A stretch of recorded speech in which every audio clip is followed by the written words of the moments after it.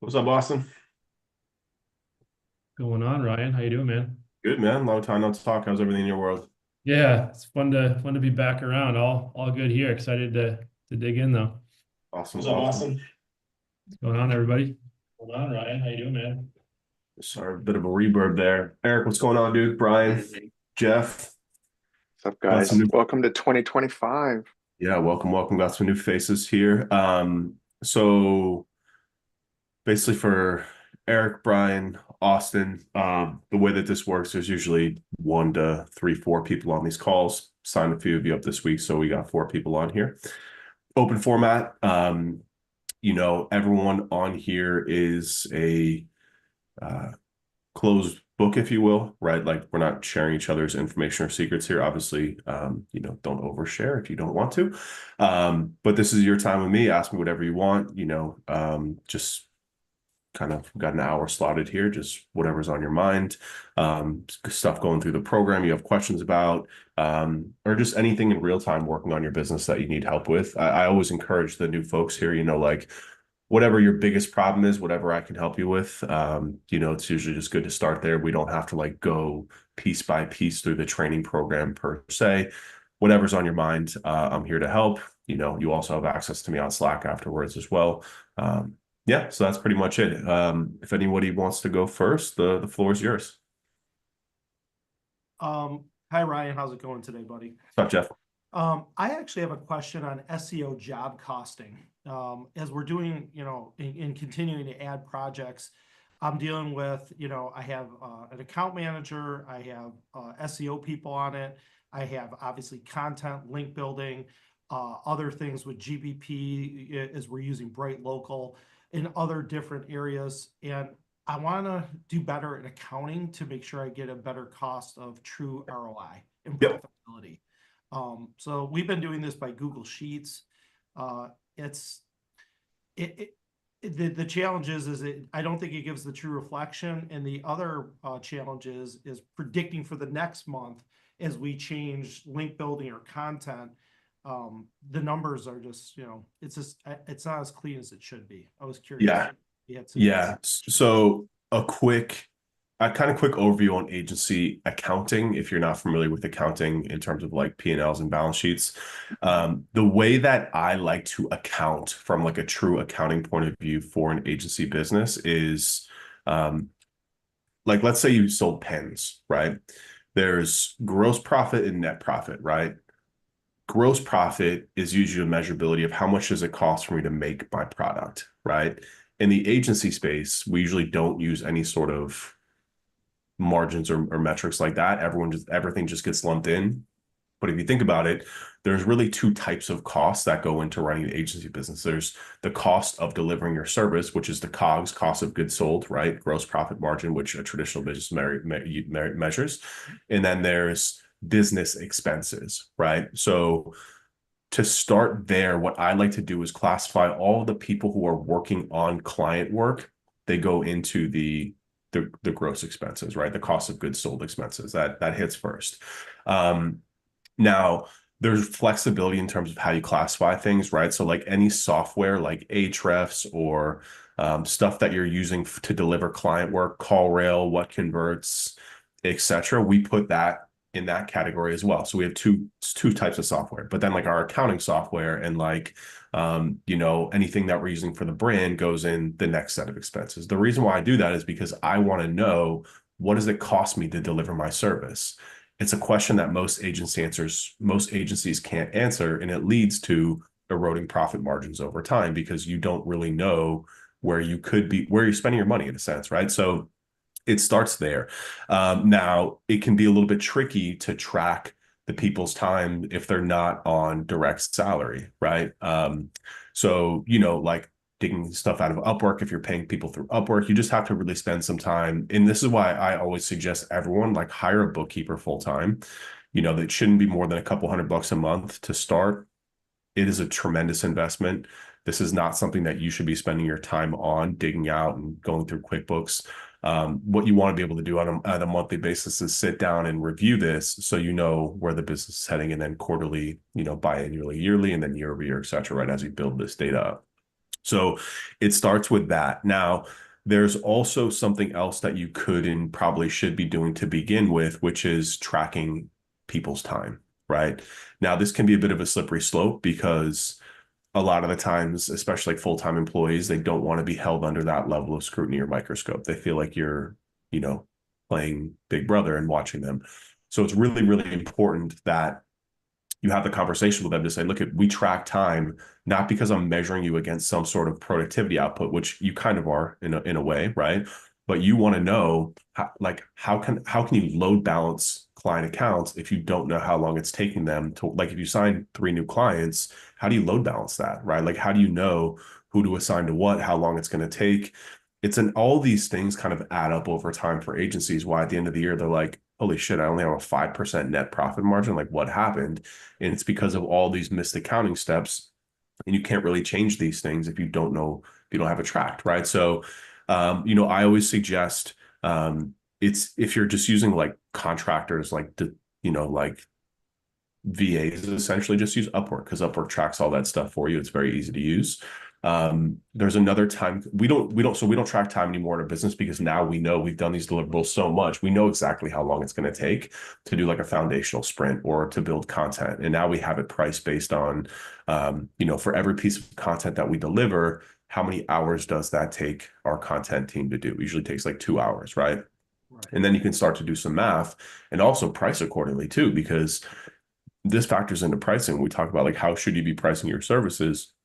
I like to base our pricing based number one on our cost, right? So like I got an MBA and this is like some of the useless information I learned here, not useless, but information I learned there, which is like different pricing models. So like a cost plus pricing model is what is the cost to deliver the service or the product plus the desired profit margin on top of that. So we kind of abide by a cost plus pricing model, which is making sure that we're always going to hit a minimum gross profit margin, right? Which is cost of goods sold versus net profit margin. Net profit margin is going to fluctuate based on, we advertise a lot, right? So some months we're spending upwards of 40,000 a month on advertising. That's going to dramatically impact our net profit. Sometimes I'm taking distributions as a business owner. That's going to impact our net profit, right? So, when you start to get more advanced with this stuff, this is how you start to understand how to kind of manipulate your margin, right? If you want to go through a sale process or an acquisition process, like it starts here with the foundation and fundamentals of understanding what is your, like having a good handle on essentially what you're charging, or what your service is costing you. Does that make sense? It does. One of the challenges is that I have several people that are my team. I have 4 people that are directly doing my SEO. They're on salary.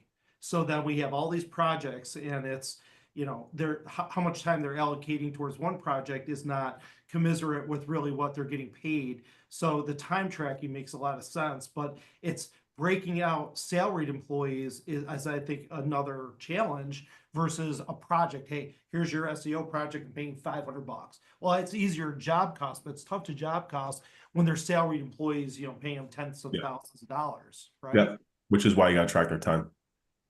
So that way you can understand at a unit level what their output is. And that's why this sprint model is also so good, because the sprint model allows you to get into like unit economic pricing, because like people all the time, the biggest confusion people ask me all the time is that they think the sprint model is an offer. And I always correct them and say it's an operational model. It's not an offer, meaning the sprint model is how we manage our people and time and deliverables and tasks internally, because I know exactly how much it's going to cost me and how long it's going to take when I'm selling it, which allows me to have flexibility. And again, also like maintain that profit margin, but also even more importantly, as you grow and scale, which is load balancing, which is kind of the initial question, which is like, man, we had a great month. We signed 10 clients, but like, can we service them? Right? Like, are we going to create a huge log jam here? Like, these are things that, it starts with these kind of like foundational fundamentals of tracking expenses, costs, and also time of employees, so you can have a good handle on that type of stuff. Super. Okay. Any other software? I mean, obviously we use QuickBooks and it's, I think a lot of people do, but any other tracking software that might be valuable that's out there for jobs? Yeah, we use, what the hell's the name of the software? It used to be in the time tracking software. It used to be in the program, Clockify. Yeah, say Clockify. Yep. Clockify. Yeah, Clockify is a good product. That's what we've used for time tracking. Okay. had really good success and kind of like results tracking that. You set up projects, you set up clients. It's a bit of a pain in the ass to get set up, but once you do, and once you kind of train your team on how to use it, it's very effective. Very, very effective. Okay. I appreciate that. Of course. Cool. Of course. Also, we use just to jump in there, we use Toggle, Toggl for time tracking. How's that We work? like it. It integrates with Asana directly. So if you set up a new project, it gets a new and it automatically goes into Toggle so the team can start tracking their time towards it in there. So like Ryan said, Clockify is a good one too. Just, it's a personal preference. Yep. Whatever you're comfortable with.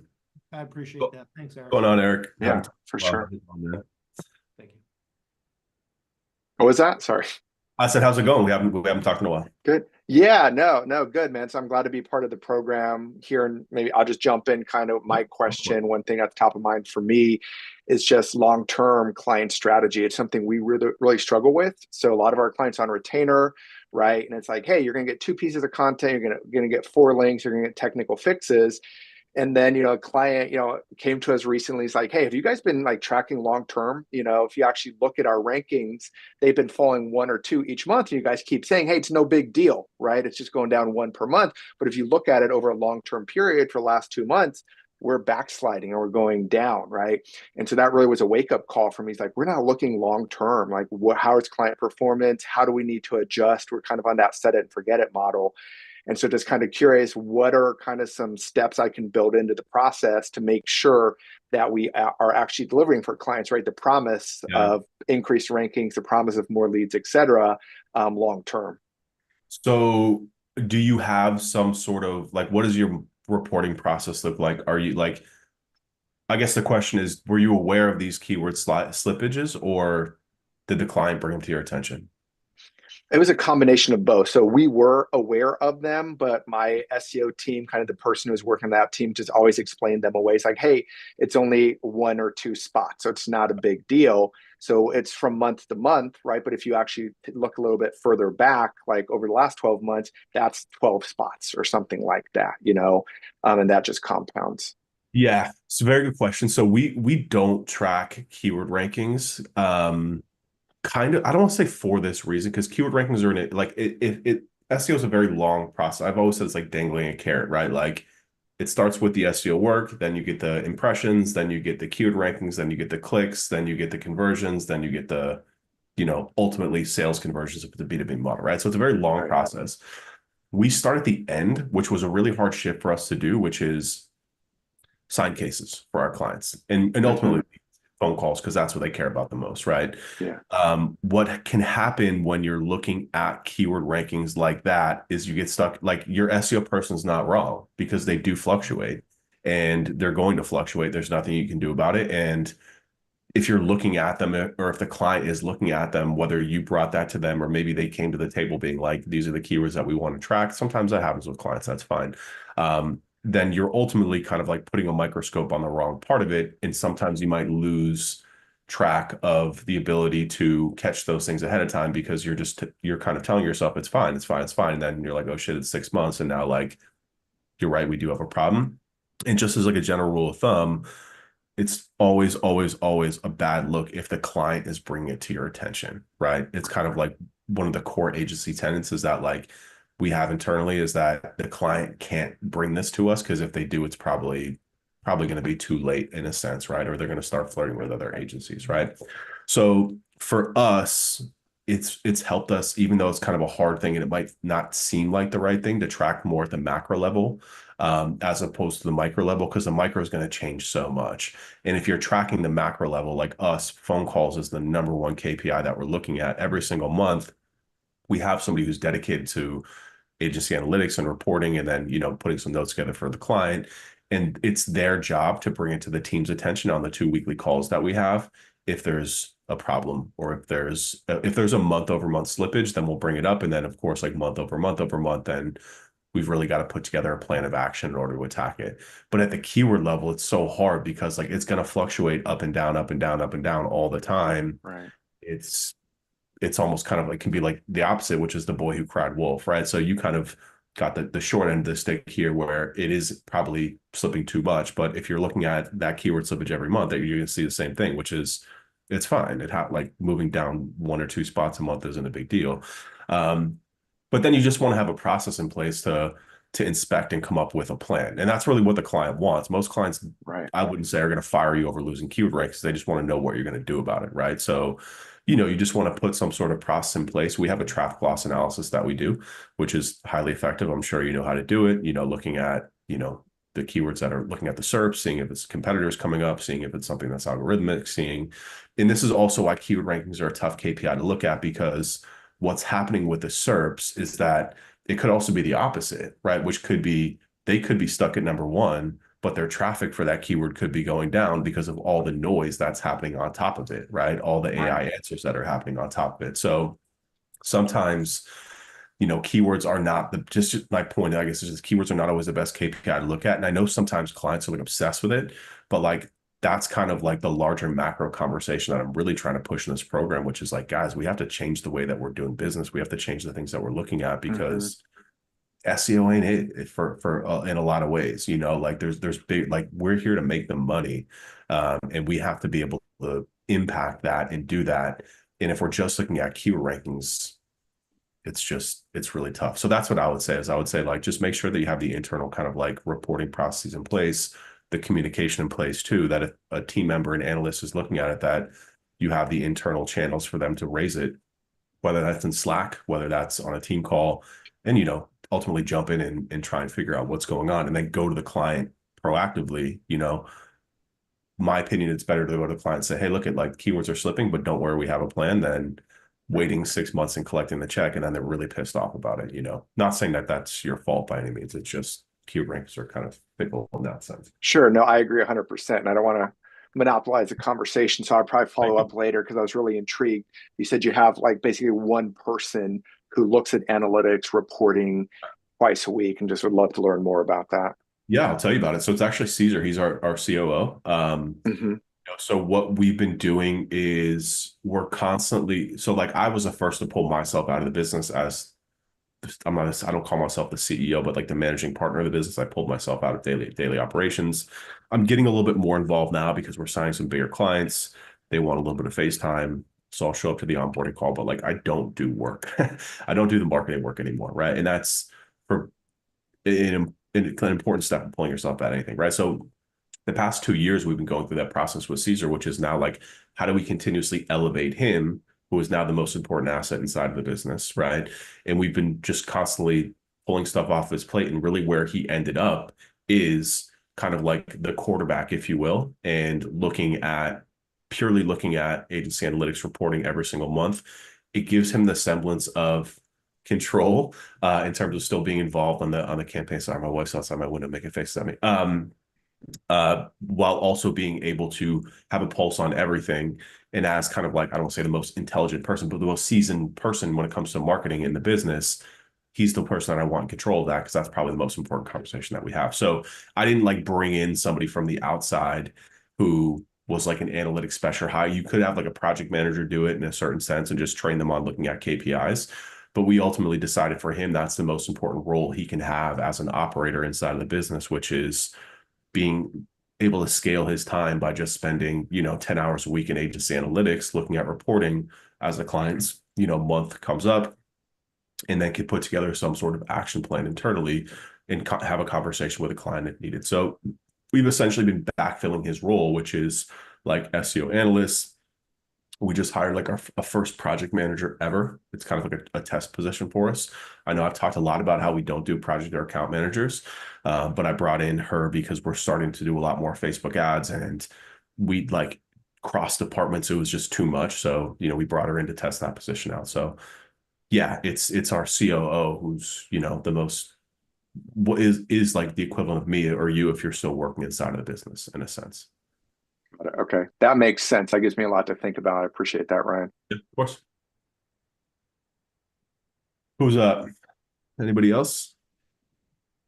Brian, what's going on, man? Hey, how you doing? Good. How are you doing?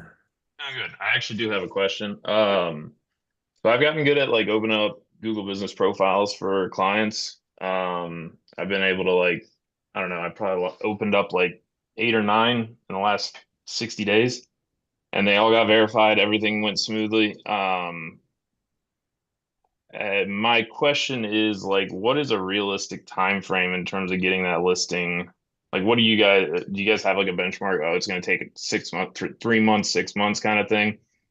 Um, and what's kind of the fastest path? Like, so I work mostly with just like home service companies, specifically like roofers and plumbers.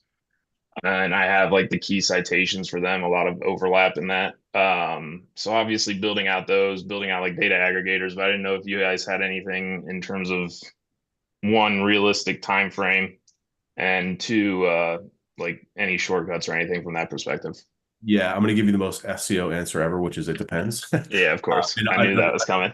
no, it's all good. I'm going to send some follow-ups at you so I have some more context. So one, you said they're all for home services businesses.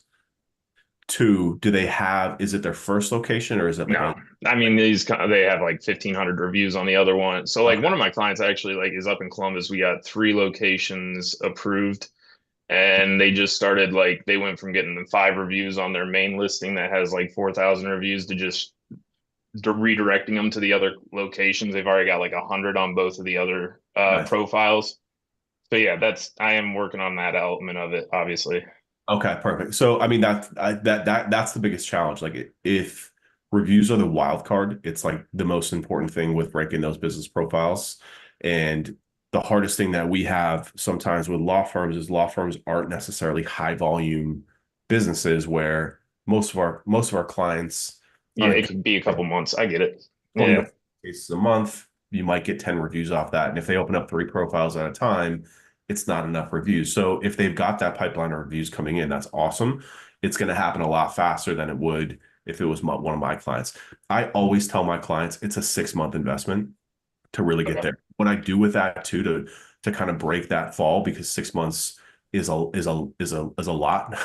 It's a long period of time. But you've probably seen it sometimes. I have this graph where I show like paid search and organic search on a graph together, right? Paid search kind of tapers off, and then organic is the hockey stick. So I use that graphic plus I tell them the cost, right? I'm like, look, if you want to advertise in this market, call it Savannah, Georgia for personal injury, like you're looking at $50,000 a month just in ad spend plus another five, you're looking at $55,000 a month over 3 months to really start getting some sort of result. That's call it $160,000 versus a retainer of $5,000 a month, right? That's actually building equity. And you see also if they've got them already verified, then you've got the business case already done to say, look at how many phone calls this is driving. They can do the math on what they're paying per lead on from other sources.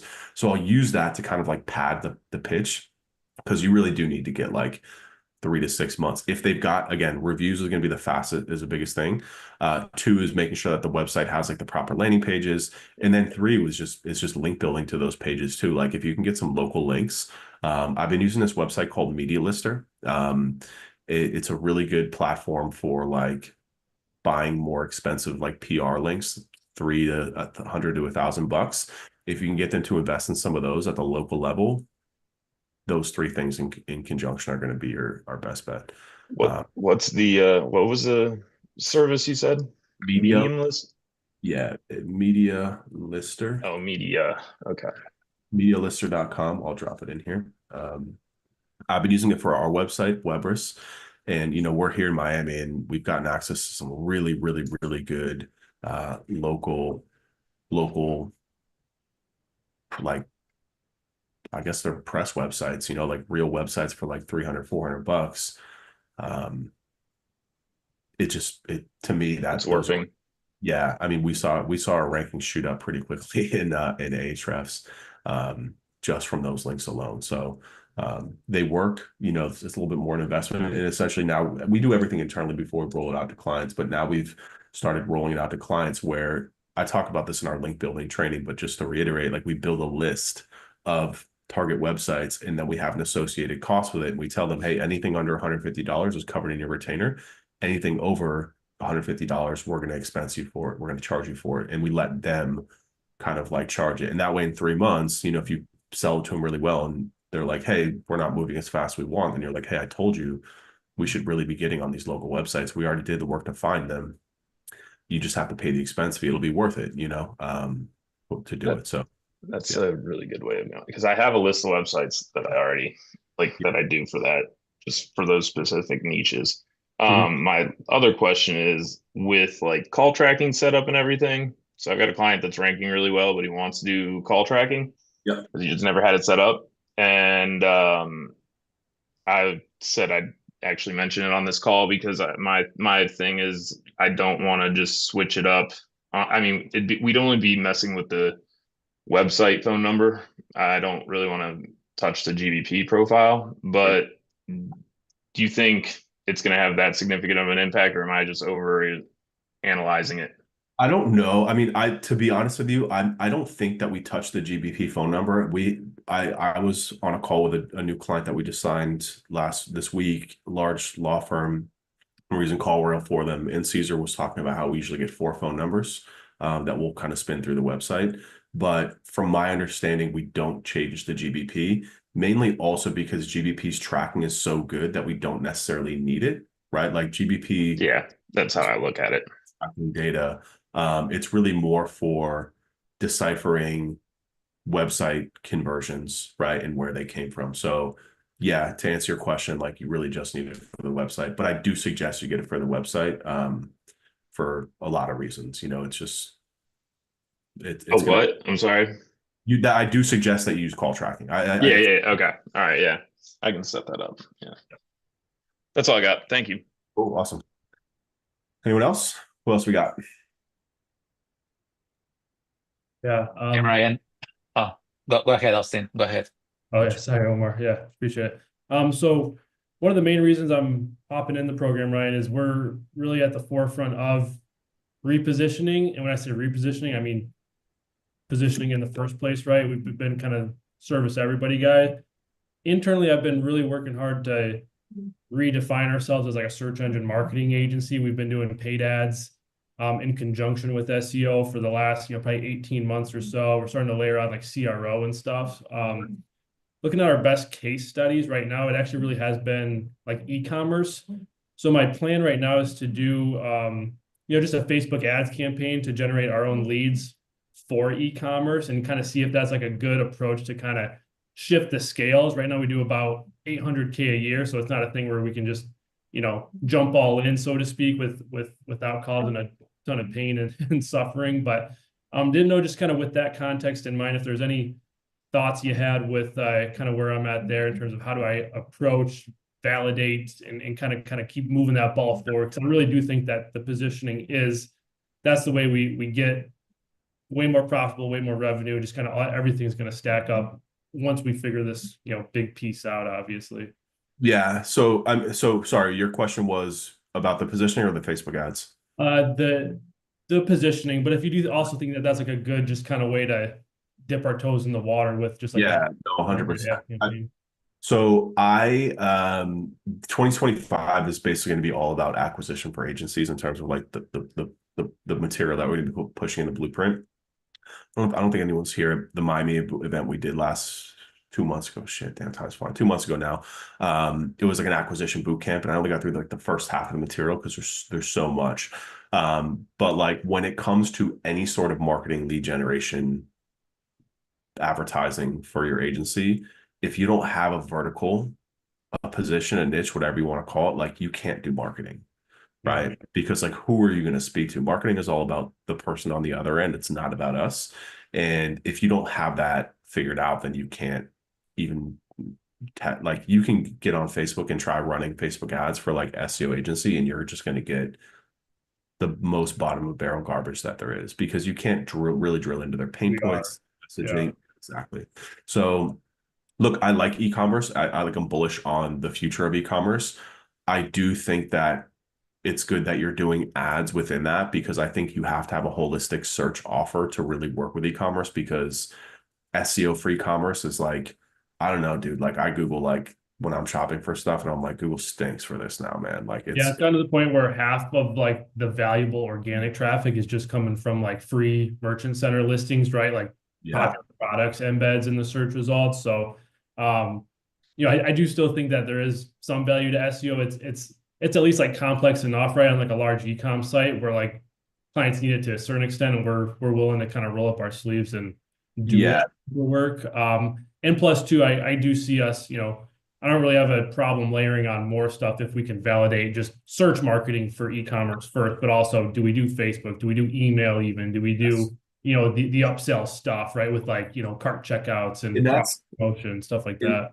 hard to cut you off, but like that's actually where I think like like when we talk about putting together an offer, right? Like with e-commerce, it really has to be kind of like a holistic offer because if you're just doing search marketing, it's such a small piece of this of like the customer journey, right?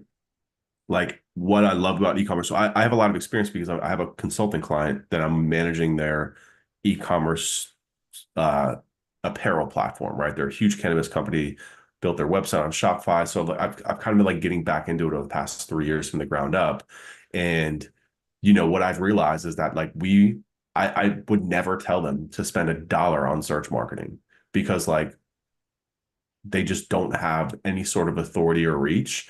And they also don't have like the full life cycle of client customers yet to really understand. Like if you're gonna do paid search, it's a very aggressive, like I'm spending $1 and I need to know exactly how many dollars I'm getting out of it, or this isn't gonna work. The ads are also a lot more complicated than like local B2B ads, right? But running Facebook ads for them, they're crushing it. Email marketing is incredibly, incredibly important for e-commerce. Like that would be like a good tripwire offer to be like, I'm going to come in and audit your email marketing platform. I'm going to write some automation sequences for you using AI, right? And like, and that's so like to me, when you look at the whole ecosystem, e-commerce is a great example of like why that offer has to be a little bit more cross-platform. And if you just do search, like it's just not enough in my opinion unless you're working with a brand who you're already leveraging their existing kind of search performance and they're ranking 5 for blue jeans and they want to move up to 1. That's Right. a totally different story, but like most e-commerce shops are not going to be in that conversation. So that makes sense. And our goal is to really only work with ones who are doing at least, 7 figures a year or more. Because what I want to do is kind of exactly that. Have sort of the easy button, right? Like what problem do all these clients already have that we can just fix right away because they have enough significant traffic coming in already that we know the Yep. CRO fix, like you said, this email fix, hey, this tweak to your Google ads. I just need to figure out like what that is. And maybe it is a few things, right? That we just kind of train our team to Yeah, figure it's out your what it email. says. Man. I mean, the with e-commerce, man, it's so much different than like what I'm doing now with lawyers. Lawyers, especially the lawyers I'm working with, it's a one-time purchase. It's a very high ticket purchase, but it's a one-time purchase. It's a volume game in terms of calls and leads, really good sales process, close them, move on, right? That's it. E-commerce is all about the LTV, right? Like it's The all second about purchase, third purchase, sixth. exactly, Yeah. right? Which is email, which is knowing sales calendars, which is knowing how to move inventory through. So like this is just all part of like the conversation I talk about all the time with like you have to become an expert in this space if you really want to have build an agency that's going to Right. survive for the future because there's a lot of work that needs to be done in e-commerce and it's not just like about getting, and you have to understand the numbers and the metrics of it too, which is like what can you pay to acquire a customer with paid ads, right? Like you're probably going to end up taking them at a loss, but that's okay because you've got a plan over the next 12 months to drive repurchases, to clear out inventory, to get referrals from friends, like all that different stuff, right? And that's stuff that you can build out. I don't want to say easily, but like, Yeah. like it's stuff that you Everything is systemizable. Yeah, for sure. Okay. No, that's helpful. Yeah, it's a lot for me to chew on, so I appreciate it. yeah, of course. Uh, was it Sean? I think Sean or Omar. I think you guys were both talking at the same time too. Omar, you can go first. Yeah, go for it. Got it. Thank you, Sean. Hey, Ryan. So this is more on client acquisition. So we are trying to implement the boot camp, right? Yeah. We are in the early phases. So probably my question is not super focused on anything specific. It's more on the we also had this meeting with Ben and we are starting to hit the email list because that's something we are not doing right now. My question is more like you mentioned Facebook ads, and I hear you mention Facebook ads a lot in the last couple of months. So is that for your customers to give leads, or is that for you to acquire customers? Yeah, Facebook ads have always been a very big part of our lead generation. So I've always been hesitant to roll that out for clients, especially attorneys, because of the need for video. Even with you guys, I've been talking about this a little bit more and more. I know you Yeah. have, we haven't talked in a few weeks, but Yeah. I've been talking about more and more about how like I'm kind of done making excuses for my clients, both here and for lawyers. Like if the role of my businesses are to make my clients money, then like you're gonna have to do things. I'm not saying you, I'm saying general, right? Like you're gonna have to do things that are maybe outside of what you're comfortable doing because that's what it fucking takes to run a business in 2025 and beyond. It's just too noisy and too competitive, right? So because of that, I mean, I'm sitting here, I've been running Facebook ad for 10 years. It's been our number one source of acquisition. We have it so dialed in here at the Blueprint that like I know for every dollar we spend, we're making three, right? I know that for a fact. And that's because we moved to this direct purchase stuff. So like we're very like I've been doing this for so long and I know that it works so well, but yet I'm not doing it for my clients. I'm not teaching guys how to do it because of the fact that I've made the excuse of like, oh, well, I've been making video for a while and video is the key. But now it's like, no, no, no, no, no. With the rise of AI, like I built this prompt for our attorney clients. It's amazing prompt using ChatGPT and Claude. I've tested it both where it's spitting out ad ideas, it's spitting out titles, it's spitting out copy that's really good, it's spitting out video scripts that they just have to read, right? So like I've been like rebuilding this process to kind of like one, you have to opt into the fact that like you're going to need to create video, period. That's it. No way around it. Two, we can make that very easy because of AI in terms of scripting, in terms of video ideas, all that different stuff, right? So to answer your question, like we're doing Facebook ads is the number one final touch point, right? Last conversion point for Weber's our agency. It's what drives 90% of our book calls. Now, most of those people have already seen a video. They might be on our email list. We're doing a lot of like top funnel, mid funnel marketing, but Facebook has become a very good last touch point conversion place for us because after they see some content of yours, you guys know, you've seen this is how you're in Blueprint. After you've seen some content, you get served the right ad with the right offer with the right conversion point. Then I bring you in, right? So it's the same thing with lawyers. We've been starting to now test that out. It's a different type of advertising, but for our law firm clients, but very specifically like car accident lawyers, right? Like I get the ads nonstop and I get them from lead generation companies, right? Not even the attorneys, which tells me that there's lead generation companies that are generating leads and then reselling them to law firms, which tells me there's so much profit and they're having so much success doing that that damn it, we should be able to do too. This was like 8 months ago when I like finally had this realization laying in bed one night. I was like, we're doing Facebook ads. That's it. Now it's taken a long time. Like we're just starting to really roll this out now. I'm just starting to build a pitch around it because what I did is I went to a few of our clients that haven't been getting the best results with SEO, point blank, right? Georgia competitive markets in Atlanta. I went to one of our clients. I was like, look at like, you're paying us $6,000 a month for SEO right now. We've done everything we can. I don't think it's going to move you. If you pay me half of that, I'll do your Facebook ads. I usually charge $5 for. So I'm just like trying to get enough to cover my costs to do it, but it's really to test and to learn and to build the process around it. And now we've got a really good. Go ahead, Zach. Looks like you have something you want to add. Yeah, no, can you hear me? Yeah, yeah. Um, so I have that similar thought to what you just said. There's so many lead generation companies doing it. Like we should be able to do it better. Yep. So I get that and I hear that. And I guess just listening to Omar's question and then your feedback, because to me it's two different things, right? The Facebook ads or like I don't know what you call it, but the publication stuff that you were talking about in the boot camp. It's like, so should I be more focused on getting that publication part, knowing that once they watch some of the videos and that Facebook ad piece is going to be so much stronger because we've warmed them up. They've seen some different content. They're coming in, whatever, angle they're coming in, and we can use that. So is it like, is that kind of the first piece? And then we go to the Facebook ad. When you say publication, sorry, I'm not, I don't know if I know it. It was on one of the boot camp. You were talking about the blog and the short form content, long form content. Okay. The audio, podcast, or I don't Okay. know if you said So podcast, basically but longer form informational content. Yeah. Like, yeah.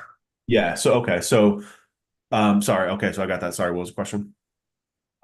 Is that piece need to be in place before because No, we've tried Facebook ads. yeah, Okay.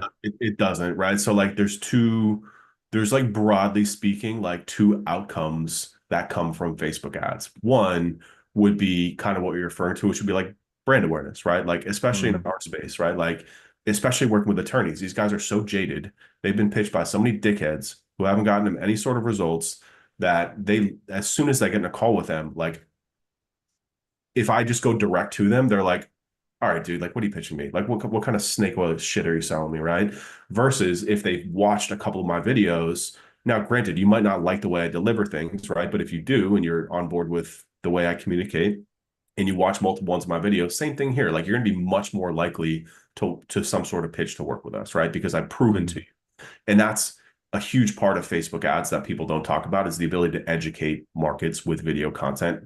It takes a lot of time, a lot of patience. Now, you also want to be doing that on things like YouTube, blog, podcast. These are just things that like, it's just information putting out to be like, hey, we know what we're talking about, right? And if you watch this, you're going to understand that, right? But granted, it's not about me, it's about them. It's about the problems that they're having. You just help them solve that. So that's part one. Part two, though, is the direct response and lead generation aspect of it. So that, especially with law firms, is what we're focused on because these guys aren't doing YouTube videos and podcasts. Like they don't have time for it. They're not, and nobody cares about like car accident, like what to do after a car accident, right?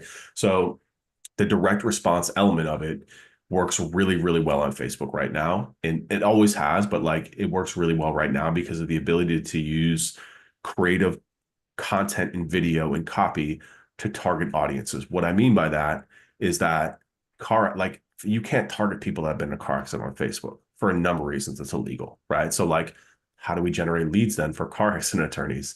It's by putting the right video creative, the right copy creative, and then the right success signals to Facebook, which is like a conversion, right? And if we keep running the ads over and over again, then Facebook's going to understand what the audience is that we want to target, right? So to answer your question, like, no, you can go direct to lead generation without the long form content, but like you have to have a very good handle on the messaging and the creative. And you also have to be able to produce it in a certain level of volume, meaning like you can't just film one ad. I see this all the time. I have friends, I'm not going to name names, who spend like 100 grand on like those ClickFunnels style commercials. They're amazing, right? They're funny. They're like 4 minutes long. If you've seen like the Squatty Potty one from that agency that did it years ago, and I'm like, that's great, but like you get one shot with that. And that's not the way that social media works anymore. Like you need to be getting in front of people over and over and over and over again.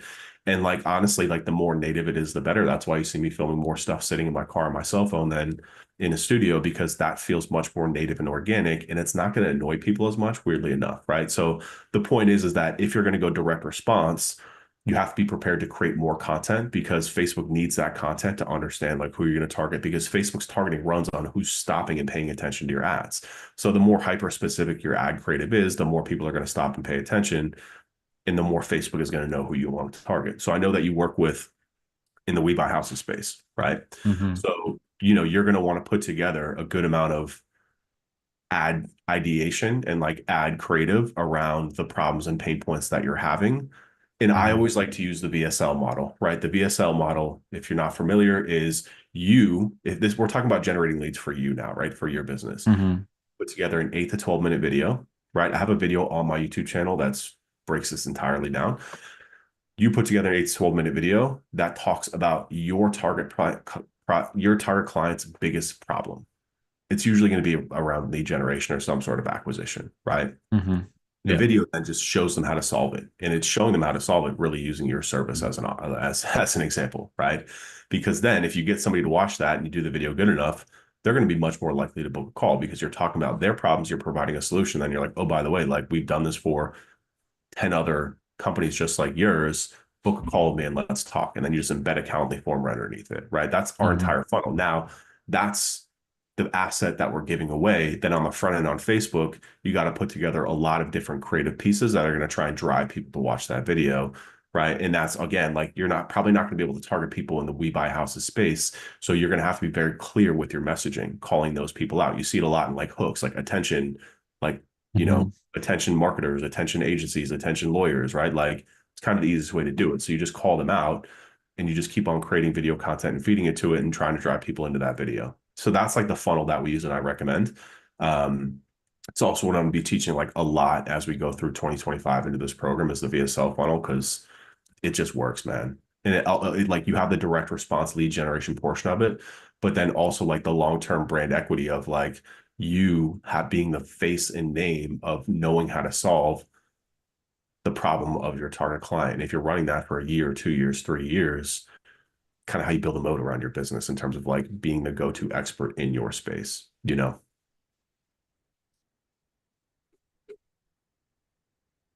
Sean, go ahead, man. Zach, So go all ahead. good. No, this is great stuff. I connect a Thank lot you. with this, issues and questions everyone else is having. So, the one I came for is like similar to Austin, where I have like a large kind of generalist, not large, small kind of generalist, but a large range of clients, right? Because I've done everything like referral marketing, like networking groups, things like that, my whole career. So you kind of take who comes in, and if you connect, you connect. But my biggest question now as I try to move into a niche, which I have a couple in mind, but we have this existing pool of clients, and so I don't want to forget about them entirely. I don't want to like push up or push out. I don't want to necessarily sell them off to other people. And I don't also want to invest a ton into each and every one if it's not going to actually derive them real leads, right? Like an example is a preschool I have. But they could really benefit from like 2 or 3 sprints, right? Of a few of the things, right? Like some of the link building, sure, but like a lot of the GBP local stuff, a lot of the website analytics and setup and like conversion funnel stuff. And then it kind of like goes into a small maintenance thing, but it's like they understand like I'm not going to drive you 100 leads. They don't need 100 leads. You know what I mean? But what they want to do is like look and perform well in general, right? And those things like you can see the difference, right? When you send someone like I just sent them the GBP like breakdown document of like all the stuff that we rewrote to put into their GBP, and they're like, holy shit, like this is phenomenal.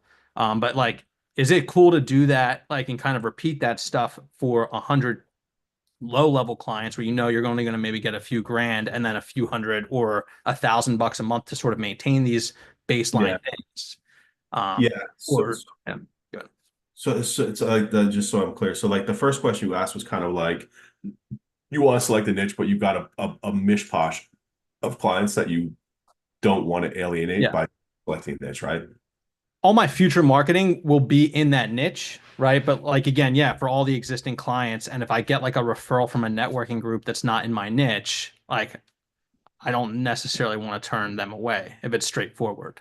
Yeah. So very common, like one of the like I wish I could put together like an FAQ of like all the most common kind of like questions about selecting a niche. And one of them is that, which is basically I feel like I'm cutting off my arm to service this market. In a sense, you kind of are in a sense because you got to pick a side, like look at politics, man. You know what I'm saying? Like the politics is all about like, even if you're pissing off some people, you're growing, right? Whatever, take that for what it is. So in this instance, though, like your clients are never going to know if you have a niche specific stuff. Maybe they'll see your Facebook ads, your videos somewhere.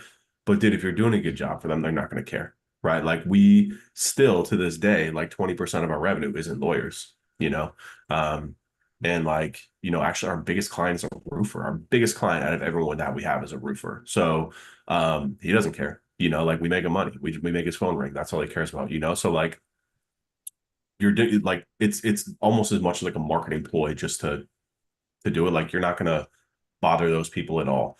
Yeah. So the other question was kind of about investing time into these low level clients. Did I get that right? Like Yeah, it's sort of like, I mean, like, does that like make sense to kind of like, all right, this is not going to be a big thing, right? Like, we're not going to like invest the whole thing. Like, I'm doing this because like the end of your year thing was like, yo, dude, niche or bounce, Yeah. right? More or less. Yeah. And it's sort of like, I get that. And I think in the future, like, I really see the value in that.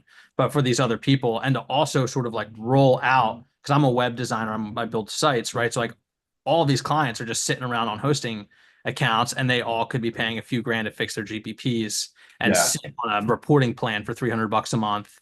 And that could bring in $250,000 in revenue in the next 3 to 6 months. And really all you're doing is automating the exact same stuff Yep. in the Yeah. baseline one-on-one. So the way that I see it, this is like almost like more of an operational thing, which is as long as it doesn't require you to build an entirely new process or do something that's completely outside of, like, for example, the roofer is the exact same process we would follow for an attorney. It's just a different audience, right? GBP, LSAs, PPC, webs, like it's the same process. It's just different messaging and targeting, and that's easy for us to figure out. Now, if you have like an e-commerce client and like a SaaS client, like if they're very, very different, like it's a different type of service that you'd be providing. Now, if they're all local businesses, like they're tied together at that local level and you're fine. I would say, yeah, like as long as it's all the same type of process, absolutely. I would go to your client base and be like, you just basically restart the sales process, like meaning if they're on hosting, right? And you're like, hey, look at like this past year, like we've been getting really, really good results for businesses just like yours. Like if you got 15 minutes, like I would love to show you what we're doing and how we can apply this to your business as well. And yeah, just sell them on GBP, LSA. So yeah, I would do that for sure. As long as it's not like a completely different process than what you're like. If it's e-commerce, like forget about it. It's just going to take too much of your Yeah, time. no, yeah, it's like all local stuff. I did have one question like on the video stuff that you were mentioning, which is like obviously like I'm dealing with that. My biggest client's a mortgage client, and it's all web development. It's like 6 or 7 grand, but they need to invest in SEO. I've got a pitch in for them, and they've got a couple others that they're looking at, and some of them loop in video, and it's like I'm kind of like to win it, it's sort of like, hey, listen, guys, like it's like two bros, right? Like make a shit ton of money and on mortgages, and it's like between me building you prompts, you know what I mean, and us finding a video editor, you could do all of these things yourself and save the 5 grand a month that agency's trying to charge you just for the video, which is going to be like mid-level B-roll garbage that nobody wants to watch anyway, right? So it's like pocket the money and you know what I mean? But that's like, again, like that's kind of like outside of my scope. I don't edit video, like I don't know it, but clearly you're flirting with it and you probably have some processes back there. So this is an example of what I was talking about before about how like I really only do things that I've done internally before I roll them out to clients, right? Meaning I have video editors that we found, hired, and trained and now work for us basically full time. They're not sitting here with me in Miami. They're in Pakistan, Philippines, all across the world, but they're on a monthly salary with us. And I know this doesn't apply to you, but I'll just tell you kind of how I did it, which was like this past year, heavily, I have 3 companies. I have Weber's, I have the Blueprint Training, and then I have Ryan Stewart Consulting. I built a team on Ryan Stewart Consulting for my own content production needs. Studio, 2 video editors. I hired Dragana. She's a full-time project manager there for us. What else a designer that I put in there. So I have like a $10,000 a month kind of like pay band that I was putting on that company that I was basically paying out of my consulting stuff. I didn't want to put those in companies. But now what I've done is I've built a team that I can now roll out to service clients. And I'm still unclear if I'm just going to distribute that across the businesses in terms of splitting up the costs, or if I'm going to basically sell that service from Ryan Stewart Consulting to the agency's clients as a pass-through, right? So the point is that like, I know that doesn't apply to you per se, but the reason why I did that was because I knew that this was going to be a need for clients. And like, I'm a big fan of like, I don't want to do things twice. I don't want to outsource work to people that I know this work is needed. So I bit the bullet on that.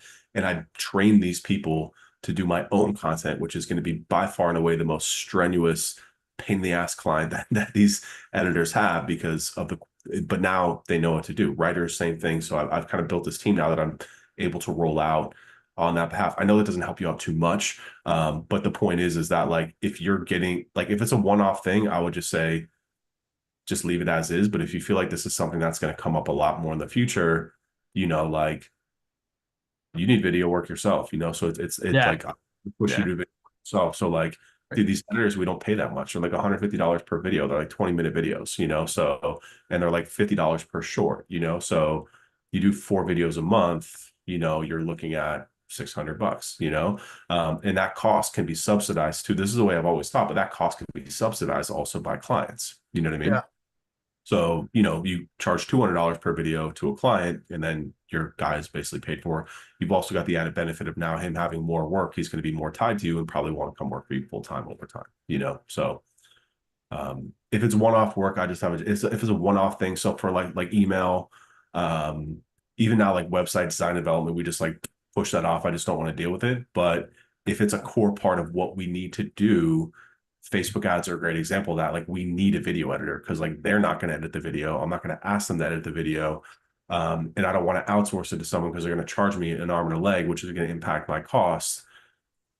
But, you know, so I was kind of like carefully building this Facebook ad service, which I think is an important thing for everyone here. A lot of people want to tack on services. Like this has been like 8 months in the making of like trying to get this off the ground, to get it to work. And we're still trying to like piece together all the pieces. And AI has been a huge part of this. Like I spent all of Christmas break building these prompts and like really trying to figure out copywriting inside of these platforms because like it was too much for me to have like a video editor, a graphic designer, a media buyer, copywriter, a landing page guy. Like the only way I know I'm going to be able to build this is if I can hire a media buyer who can do the copywriting, do the landing page builds, and that had to be highly templatized. And now they just have a pro. It's like I'm like ecstatic about this because you know I built kind of like a really good engine that I know is gonna work really well. Cool. Thanks, man. I appreciate it. Yeah. Alex, I know you haven't had a chance, so happy to hang around if you have questions later on. If you guys got to jump, absolutely. You know, I'm just gonna hang out until everyone's. I've talked to everyone, so. Hey Ryan. Hey Ryan, appreciate it. So I just had, you kind of alluded to this a little earlier, but I want to start filming some of my long form content. I've kind of prepped it up here and I'm been thinking about where to film. And I know I can film in the car, we can go really anywhere to do it. But I was wondering in the beginning, did you look for like common spaces? I saw guys filming in the library the other day, just big, good looking rooms that you can have maybe a TV to use prompts. Wondering what you look for in Miami or wherever you're at. Yeah. I feel pretty strongly about this that like done is better than perfect when it comes to video. I've been doing video for 10 years now, man, and I just got a studio 8 months ago, right? And I just rent the studio. There's websites called like Peerspace and Splacer. I don't know if you're familiar with them. I basically found the studio that you guys see me filming in now. I don't tell people that it's not my studio. I just let them assume that it's mine, but it's not my studio. I just rent it for, I pay him $150 an hour and he handles not the editing, but like he sends me a file that my editor doesn't have to spend more than 20 minutes cleaning up, you know? So I literally walk in, lighting's done, puts a microphone on me, hooks up my slides to the TV in the back, films it with 3 different cameras. I walk out of there. And I've gone through a lot of different filming situations. $150 an hour might seem like a lot to you now, but compared to what video costs you, man, like I try to have a friend who does video and we're talking about like $3,000-$4,000 a session. I walk in there for a 2-hour block, prepared, done. It works very well for what I want to do. Now, again, I've been filming in my own home for years and like it's fine. And honestly, like the videos that I film in my own home perform the best. And the videos that I film for ads of me walking my dog with not a cute background, like my wife's best friend is a huge influencer with like millions of followers and she gets my ads and she says stuff to Pamela about it. I'm like, you'd be like, this ad makes more money than this shit little ad, because it's real, it's raw, and that's like what people relate to, like I just had a kid. I always have fucking bags under my eyes. I'm always going to kind of look like shit from compared to what I used to look. It is what it is, dude. But people relate with that. They love that. You know what I mean? So like, just don't overthink it, man. Like I would say if you have a home office, just start there because the key thing also is simplicity and easiness of it. Like if it has to be a whole big production every time you need to make video, you're just not going to do it as much as you need to, that like if you were to look at my studio, like my setup here, I have my DSLR camera set up. I have my Bluetooth microphone. I have the lights behind me. I have a light in front. I have a window in front of me, so I get the nice like lighting in my face. I sit down. I hit record. It's it. It allows me to be much more agile and just get stuff done a lot better than like if I had to. I have a pool house in my backyard. I thought about turning that into a filming studio, like equipment, and my friend came over and like scoped it out. I was like, yeah, we can do this dope. And I was like, it wasn't about the money cost of it. It was just like, I know I'm not going to use it. Like, I know I'm just not going to use it. And I'm going to spend all this money and I'm going to waste that space in my home for something that like I have to go out and set up. It was like too much, So like 2 words of advice, like 1, don't overthink it. Like just getting stuff done is better. And 2, you should have like a standard setup that will allow you to film just to get stuff done that like you don't have to touch, like you just sit down, push record, and you're off and running. Because if you don't, it's just too much, man. It's just too much. So, and then over time, you iterate it on, you get better. Like over time, you can start thinking about like renting a space or getting a better camera. But man, just start. You know, like it's honestly like the simplest, but like the best advice is just start. That's what I needed, man. Thanks a lot. Of course.